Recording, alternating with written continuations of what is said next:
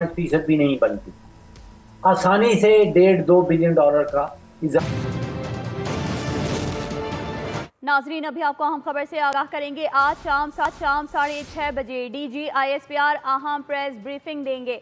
आपको ये खबर दे रहे हैं, DG-ISPR आज अहम प्रेस ब्रीफिंग देंगे। आज शाम 6:30 बजे DG-ISPR अहम प्रेस ब्रीफिंग देंगे। आज शाम 6:30 बजे प्रेस कॉन्फ्रेंस की जाएगी DG-ISPR की जानिब से। आज शाम 6:30 बजे DG-ISPR अहम प्रेस ब्रीफिंग देंगे। आपको ये अहम खबर से आगाह कर रहे हैं, DG-ISPR अहम प्रेस ब्रीफिंग देंगे। आज शाम 6:30 बजे प्रेस कॉन्फ्रेंस की जाएगी। आज शाम 6:30 बजे DG-ISPR की जानिब से अहम प्रेस कॉन्फ्रेंस की जाएगी। आज शाम 6:30 बजे DG-ISPR अहम प्रेस ब्रीफिंग देंगे।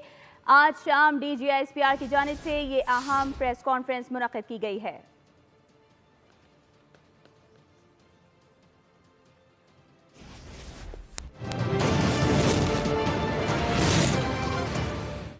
अगर आपका आर्ग्यूमेंट वैलिड है तो फिर सिफर पे लाने वाला आर्ग्यूमेंट उससे भी बड़ा